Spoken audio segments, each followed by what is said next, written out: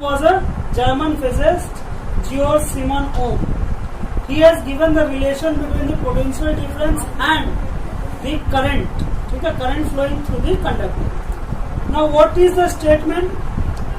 He said that the potential difference across the end of a given metallic conductor is directly proportional to the current flowing through it. ठीक है, Ohm's law क्या बोला कि the current flowing through a conductor, अगर define कर रहे हैं Ohm's law. Ohm's law is very important है. Ohm's law क्या बोलता है कि the potential difference across the conductor, ठीक है, across the ends of conductor is directly proportional to current flowing through it at constant conditions. Conditions में क्या? Temperature. ठीक है, कंडीशंस में टेम्परेचर. हमको क्या बोला? Potential difference. Potential difference is directly proportional to the current. तो उसके बाद V is equals to V proportional to I है. ठीक है, so V is equal to RI, where R is, आपको मालूम है, वेयर R इज proportionality.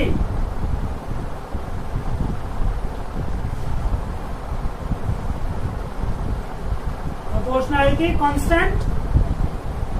ठीक है, proportionality constant known as resistance. ठीक है, आज so where R is the proportionality constant known as resistance.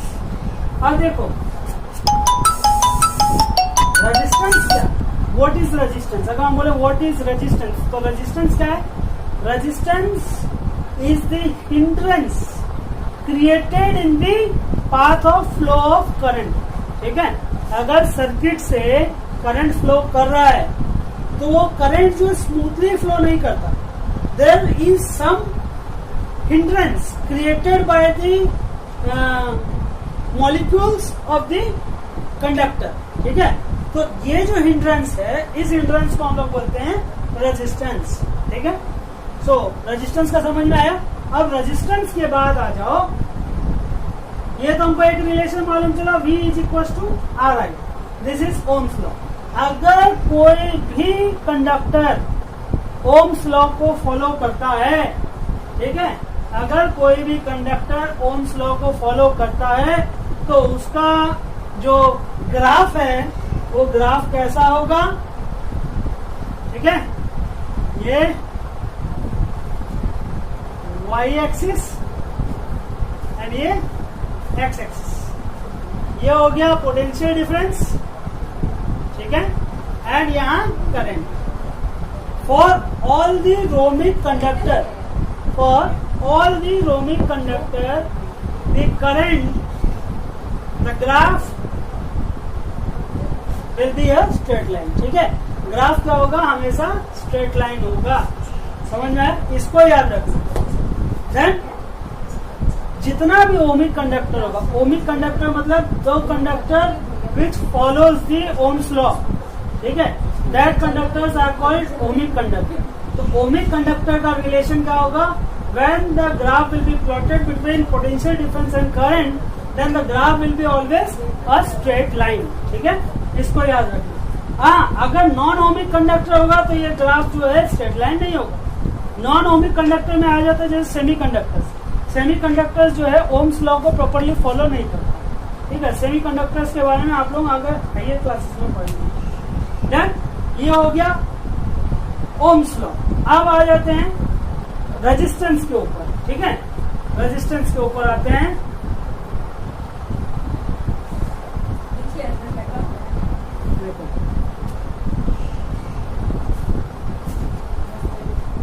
Resistance, अभी रेजिस्टेंस के बारे में तो बता दिया क्या है.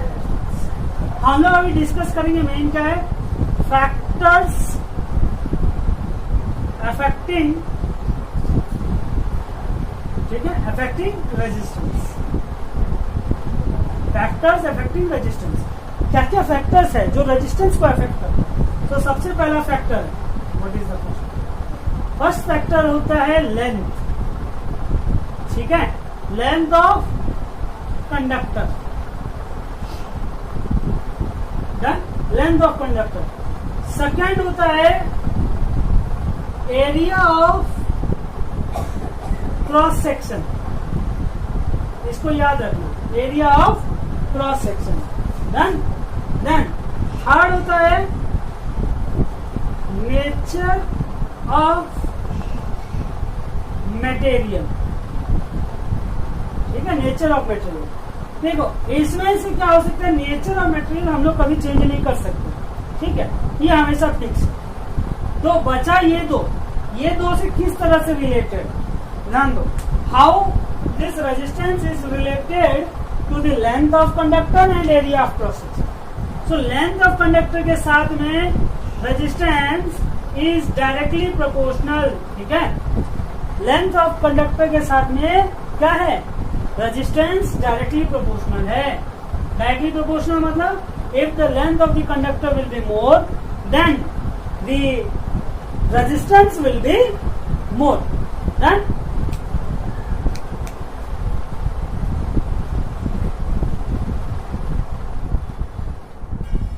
ठीक है,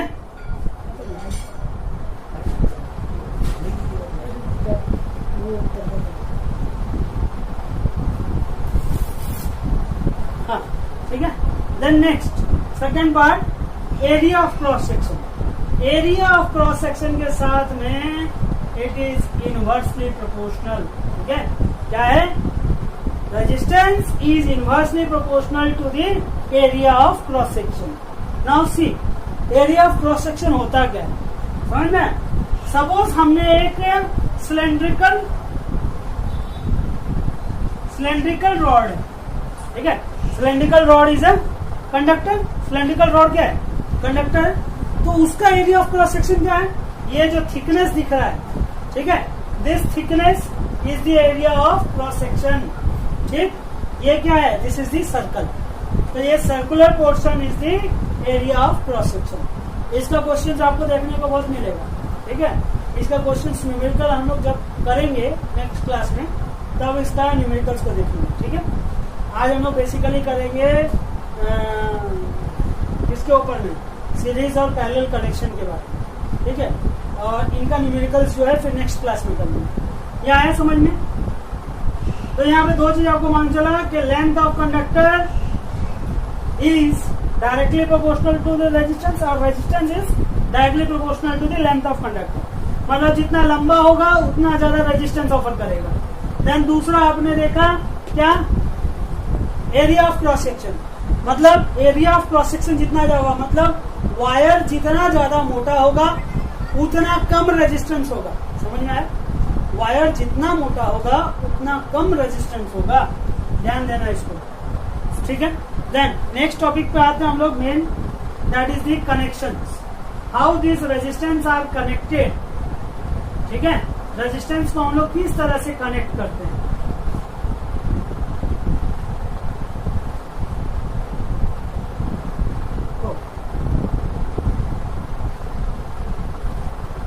कनेक्शन ऑफ रेजिस्टेंस, ठीक है, दो तरह का connection, first one series, second one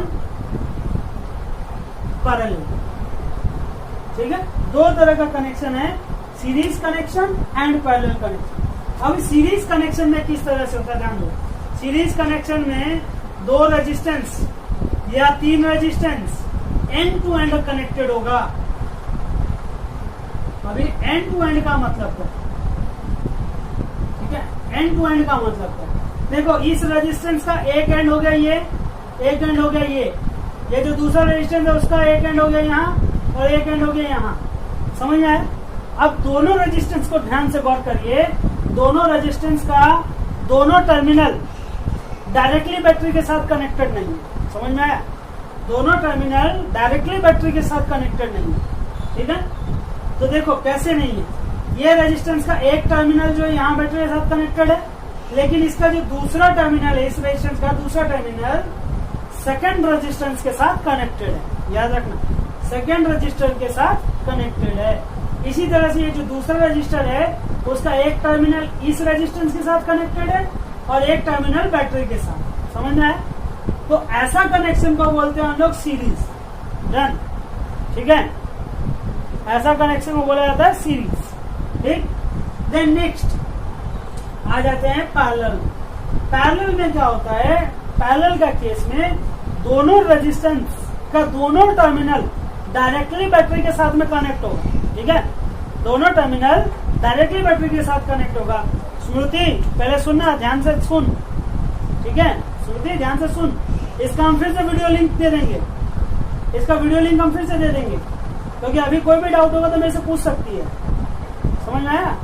फिर से हम इसका वीडियो लिंक देंगे, घबराओ मत। हाँ, अभी नेक्स्ट पैरेलल कनेक्शन में ध्यान दीजिए। पैरेलल कनेक्शन में क्या होता है कि दोनों रेजिस्टेंस या 2 या 3 जितना भी रेजिस्टेंस होगा वो डायरेक्टली बैटरी के साथ कनेक्ट होगा, उनका दोनों एंड।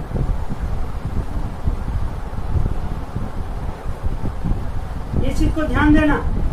ये देखो, ये जो रेजिस्टेंस है R1, ये जो है R2, ठीक है, R1 और R2। R1 का टर्मिनल देखिए डायरेक्ट बैटरी के साथ में कनेक्टेड, यहाँ से इसका डायरेक्टली कनेक्टेड है बैटरी के साथ। इस रेजिस्टेंस का भी देखेंगे तो यहाँ से डायरेक्ट कनेक्ट है बैटरी के साथ, यहाँ से डायरेक्ट कनेक्ट है बैटरी के साथ। समझ में आया? मतलब अगर हम इन केस अदर तरीके से देखें तो हमको एक रेजिस्टेंस और बैटरी को लेकर सर्कुलर लूप बनना चाहिए। एक रेजिस्टेंस और बैटरी को लेकर सर्कुलर लूप बनना चाहिए। मतलब इसका अगर हम लूप बनाएंगे, सुनो, अगर हम R1 का सर्कुलर लूप बनाएंगे तो बन सकता है कि नहीं बन सकता है? ध्यान दो, ये ऐसे सर्कुलर लूप बना R1 का। अगर इसी तरह से हम R2 का बनाना चाहें तो मेरा R2 का भी बन सकता है। समझ में आया? R2 का भी सर्कुलर लूप बन सकता है। तो इस चीज को ध्यान रखना, अगर ऐसा लूप आपका बन रहा है तो मतलब this resistance R connected in parallel. समझ में आया? हाँ, अब इसके बाद पहला वाला कौन सा समझाना है? पैरेलल वाला, ठीक है, पैरेलल वाला। देखो पैरेलल में क्या है, आपको दोनों रेजिस्टेंस का टर्मिनल्स देखना है, ठीक है। टर्मिनल्स को ध्यान दो, दोनों का जो टर्मिनल पॉइंट है मतलब एंड पॉइंट, ठीक है, दोनों एंड पॉइंट कहाँ कनेक्ट हो रहा है? दोनों एक दूसरा के साथ में कनेक्ट हो रहा है, फिर जाके बैटरी के साथ में कनेक्ट हो रहा है, ठीक है। ध्यान दीजिए, ये जो रेजिस्टेंस है इसका एक टर्मिनल ये वाला है, एक टर्मिनल ये वाला है। समझ में आया? तो देखो क्या हो रहा है, इसका टर्मिनल डायरेक्टली बैटरी के साथ ऐसे कनेक्टेड है, यहाँ ये वाला भी डायरेक्टली बैटरी के साथ कनेक्टेड है। समझ में आया मेरा बात? अब जो दूसरा वाला है उसका एक टर्मिनल ये रहा, एक टर्मिनल ये रहा। इसको ध्यान दो, ये भी डायरेक्टली बैटरी के साथ कनेक्टेड है, ये यहाँ से डायरेक्टली पूरा बैटरी के साथ कनेक्टेड। मतलब दोनों रेजिस्टेंस जो है डायरेक्टली बैटरी के साथ में उनका एंड कनेक्शन है, ठीक है। तो ऐसा केस को हम बोलते हैं पैरेलल। इसका मतलब R1 और R2 क्या है? पैरेलल है, ठीक है। R1 और R2 पैरेलल है। अभी नेक्स्ट में आ जाते हैं। अब इसमें जानने का और क्या है, सुनो। सीरीज कनेक्शन में क्या होता है? सीरीज कनेक्शन में सपोज बैटरी करंट दिया I अमाउंट का, बैटरी करंट दिया I अमाउंट का, और जो ये है सॉरी बैटरी है, इसका पोटेंशियल डिफरेंस है सपोज V, ठीक है। क्या है? V। समझ ना? बैटरी का कितना करंट प्रोड्यूस करना है? I अमाउंट का, और पोटेंशियल डिफरेंस कितना है बैटरी का? V। तो अब ये जो दो रजिस्टर है R1 और R2 सीरीज वाला में, ध्यान दो, सीरीज वाला में, ठीक है। ये जो R1 और R2 है, इसमें करंट जो आ रहा है बैटरी से वो कैसे जाएगा? यहाँ पे ऐसा होता है कि बैटरी जितना करंट दे रहा है ना, दोनों में सेम उतना करंट जाता है। मतलब दोनों में I अमाउंट का करंट जाएगा, R1 में भी I अमाउंट का जाएगा और R2 में भी I अमाउंट का जाएगा। मतलब बैटरी जितना करंट प्रोड्यूस कर रहा है दोनों रेजिस्टेंस में उतना अमाउंट का करंट होगा। समझ में आया? दोनों रेजिस्टेंस में उतना अमाउंट का करंट होगा। कब? जब वो लोग सीरीज में कनेक्ट होगा। लेकिन जो V है पोटेंशियल डिफरेंस है, पोटेंशियल डिफरेंस जो है दोनों में डिवाइड हो जाता है, दोनों में डिवाइड हो जाता है। मतलब अगर बैटरी V अमाउंट का पोटेंशियल डिफरेंस दे रहा है तो ये V अमाउंट का पोटेंशियल डिफरेंस R1 में कुछ अलग होगा और R2 में कुछ अलग होगा। ठीक है? R1 में हो सकता है V1 हो और R2 में V2 हो। समझ में आया? मतलब कि ये जो V है, सपोज 5 वोल्ट का V है, समझ में आया? 5 वोल्ट का V है, तो हो सकता है R1 रेजिस्टेंस में 3 वोल्ट गया तो R2 में कितना जाएगा? 2 वोल्ट जाएगा। समझ में आया? दोनों में V डिफर कर जाएगा। ठीक है? लेकिन I क्या रहेगा? अगर ये बैटरी 2 एम्पियर का करंट दे रहा है तो इस रेजिस्टेंस में भी 2 एम्पियर जाएगा और इस रेजिस्टेंस में भी 2 एम्पियर जाएगा। समझ में आया? इस चीज को ध्यान में रखना। तो हाँ ठीक है, सुनो एक बार और। इसमें करंट, वही तो बताया ना, करंट क्या होता है? करंट जो है अगर रेजिस्टेंस सीरीज में कनेक्टेड है तो उनमें बैटरी जितना करंट दे रहा है उतना अमाउंट का ही करंट बराबर जाएगा।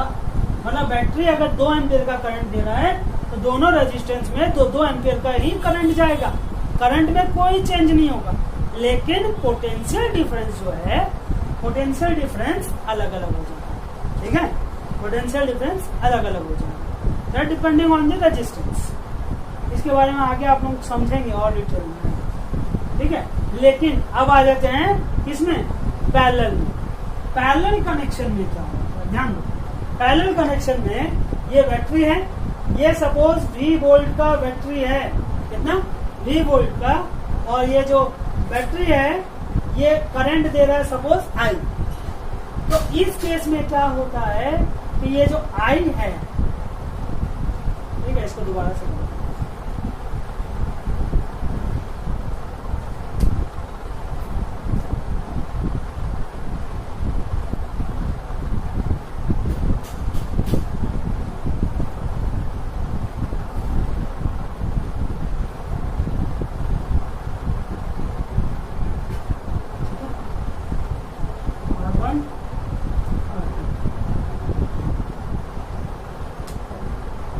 ध्यान दो।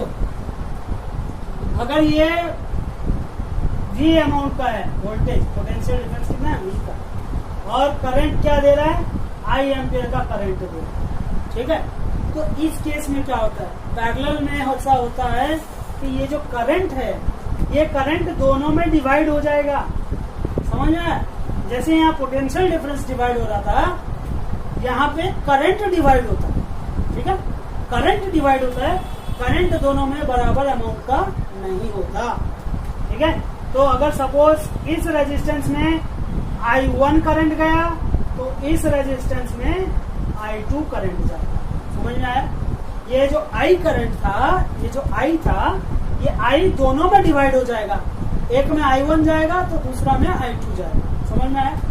लेकिन ये जो पोटेंशियल डिफरेंस था, पोटेंशियल डिफरेंस दोनों में सेम रहेगा। इसमें भी V रहेगा और इसमें भी V रहेगा। मतलब बैटरी का जो पोटेंशियल डिफरेंस है वही सेम पोटेंशियल डिफरेंस दोनों रेजिस्टेंस में भी रहेगा। समझ में आया? या फिर और एक बार ध्यान से देखो, एग्जांपल लेके, सपोज पोटेंशियल डिफरेंस आपका है 6 एम्पियर का, ठीक है, और करंट आपका आ रहा है 3 एम्पियर का, सॉरी पोटेंशियल डिफरेंस 6 वोल्ट का और करंट आ रहा है 3 एम्पियर का सपोज। तो हमने क्या बताया कि करंट जो है रेजिस्टेंस में डिवाइड हो जाता है। डिवाइड हो जाता मतलब सपोज R1 में 2 एम्पियर करंट गया, ठीक है, R1 में 2 एम्पियर गया तो R2 में कितना जाएगा? 4 एम्पियर जाएगा। समझ में? R2 में कितना जाएगा? 4 एम्पियर। ठीक है? इसी तरह से ध्यान दो, ये जो 6 वोल्ट है, 6 वोल्ट बैटरी का, इसमें भी 6 वोल्ट होगा और इसमें भी 6 वोल्ट होगा। मतलब पोटेंशियल डिफरेंस सेम है। डन? ये चीज समझ में आया? अब हम लोग हाँ बोलिए। फर्स्ट और सेकंड नहीं, हाँ हो सकता है, ऐसा हो सकता है। क्यों हो सकता है? क्योंकि अगर ये दोनों इक्वल रेजिस्टेंस रहेगा, मतलब अगर ये 4 एम्पियर, ये 4 ओम का और ये 4 ओम का, तो होगा दोनों में इक्वल अमाउंट का करंट, समझ में आया। लेकिन अगर दोनों रेजिस्टेंस अगर अलग अलग, मतलब एक 4 एम्पियर का और एक 3 एम्पियर का, तो डेफिनेटली दोनों में डिफरेंट करंट जाएगा, समझ में आया। सीरीज में ऐसा हुआ तो सेम ही जाएगा, ठीक है। सीरीज में तो बैटरी के ऊपर डिपेंड करेगा, बैटरी कितना करंट दे रहा है, रेजिस्टेंस का आर के ऊपर नहीं डिपेंड कर रहा, ठीक है। दोनों में सेम करंट जाएगा। चल अब ये हुआ। अब हम लोग आ जाते हैं इनका इक्विवेलेंट रेजिस्टेंस निकालना, ठीक है। मतलब अगर कोई रेजिस्टेंस सीरीज में कनेक्टेड है तो उन रेजिस्टेंस का एक सिंगल रेजिस्टेंस निकालना, इक्विवेलेंट, ठीक है। इसी तरह से पैरेलल का भी देखेंगे। तो सीरीज का पहले देखते हैं।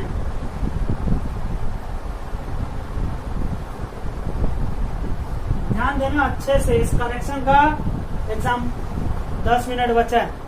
सुनो, 10 मिनट बचा है। अगर बाई चांस क्लास खत्म हो जाता है और मेरा टॉपिक खत्म नहीं हुआ तो हम क्या करेंगे, क्लास को दोबारा रीस्टार्ट करेंगे, तो आप लोग देख लेंगे उसको, ठीक है, वापस ज्वाइन कर लेंगे। हाँ चलिए, अभी आ जाते हैं हम लोग सीरीज कनेक्शन पे, ठीक है। Connection of resistance in series, ठीक है। सीरीज में हम किस तरह से कनेक्ट करेंगे, 3 रेजिस्टेंस है,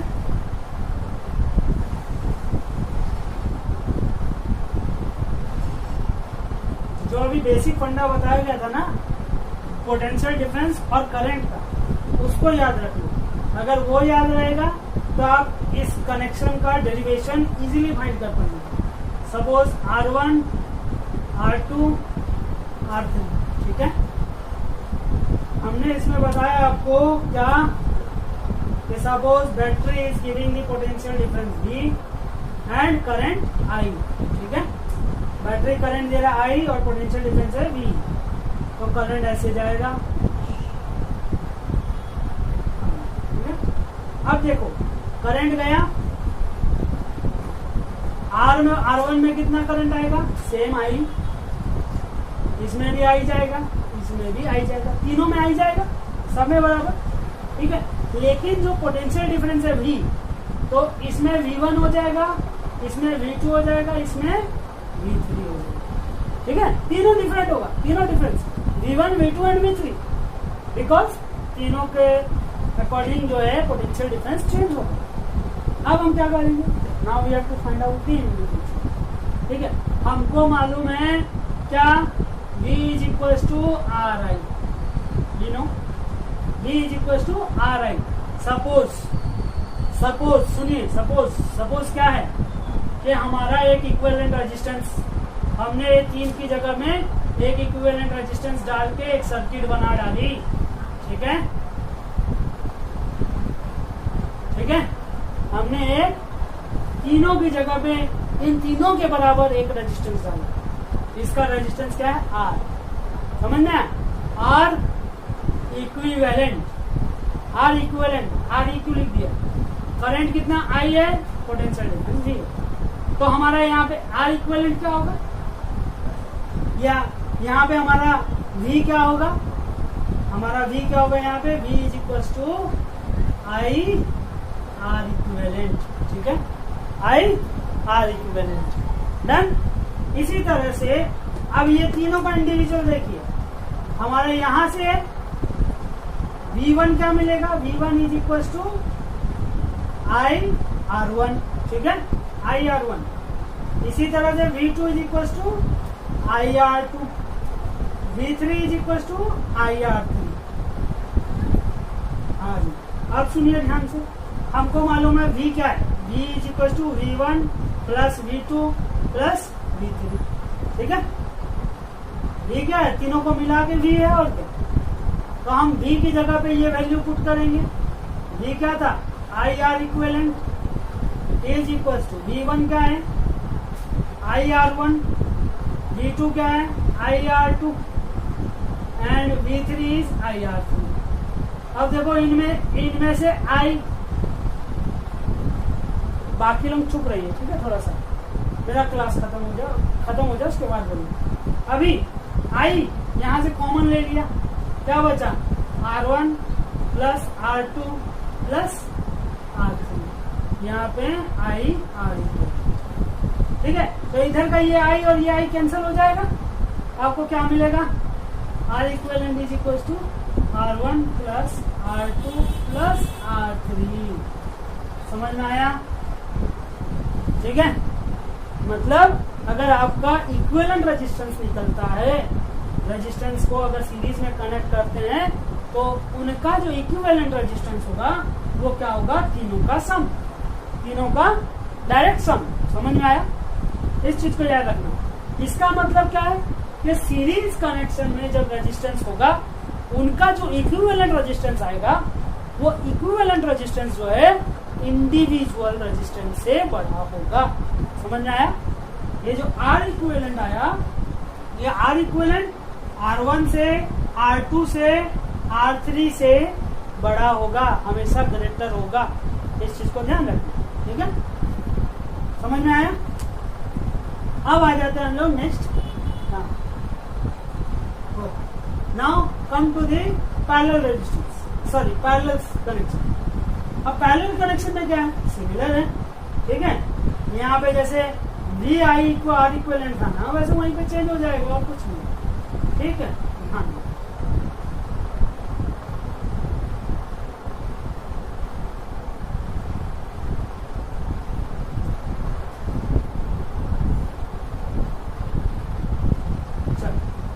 सर्किट बनाते हैं। सर्किट कैसा, पैरेलल कनेक्शन का।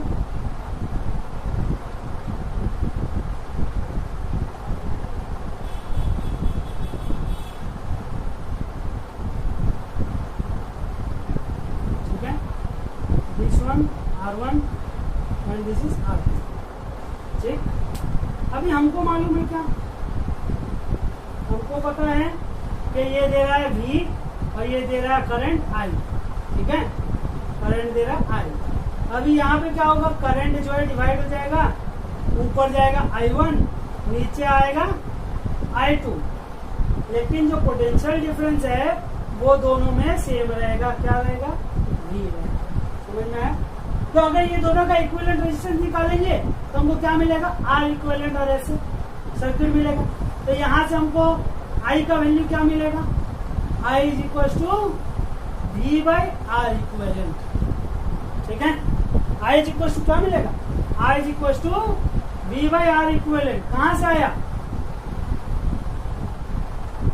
ओम्स लॉ से आया, V is equal to RI से, ठीक है, यहां से आया। R is equal to sorry I is equal to V by R। अभी ध्यान दो यहाँ पे क्या कैसे होगा। इस केस में अगर I1 निकालेंगे तो I1 क्या हो जाएगा, V बाई R1। इसी तरह से सॉरी यहाँ 3 रेजिस्टेंस कनेक्ट करना है, हम एक और रेजिस्टेंस कनेक्ट कर दे रहे हैं बीच में। सपोज R3 R2, ये हो गया I3, यहाँ पे I2, ठीक है, 3 रेजिस्टेंस। तो I2 क्या हो जाएगा, V बाई R2, I3 क्या हो जाएगा, V बाई R3। समझ में आया। लेकिन यहाँ से हमको क्या मालूम है, I is equal to I1 plus I2 plus I3, ठीक है। I is equal to I1 plus I2 plus I3। तो यहाँ से हमको क्या मालूम चलता है, I की जगह वैल्यू पुट करो, I is equal to V by R equivalent. I1 क्या हो गया, V बाई R1, I2 हो गया V by R2 and I3 is V by R3। Done. उसके बाद आगे प्रोसेस करेंगे, आगे क्या प्रोसेस करेंगे, V by R equivalent is equal to V common आ गया इसमें पूरा, मिला आपको यहाँ पे 1 by R1 plus 1 by R2 plus 1/R2। ये v और ये v कैंसिल हो जाएगा, मिला आपको क्या 1/R equivalent is equal to 1/R1 plus 1/R2 plus 1/R3। समझ में आया? ठीक है, अब मेरा बात सुनिए, ये जो दो डेरिवेशन बताया, ये वाला और एक इससे पहले सीरीज का, दोनों जो है 3 मार्क्स का क्वेश्चन आता है। ठीक है, एक्चुअली होता है 5 मार्क्स का क्वेश्चन। 5 मार्क्स में से 3 मार्क्स ये रहेगा और इसके साथ में एक ऐड क्वेश्चन रहेगा न्यूमेरिकल का। ठीक है, न्यूमेरिकल का क्वेश्चन 2 मार्क्स कैरी करता है और ये जो है 3 मार्क्स कैरी करता है। ये सिंपल सा चीज है, बेकार का 3 मार्क्स क्यों लूज किया जाए? इट इज वेरी सिंपल, अगर याद रहा तो। ठीक है, याद बस इतना ही रखना है, करंट किस में बराबर जाता है और वोल्टेज किस में बराबर रहता है, बस ये अगर याद रह गया तो डेरिवेशन कुछ नहीं है, सिंपल है। आया समझ में? ये हो गया हमारा, ये 2 था।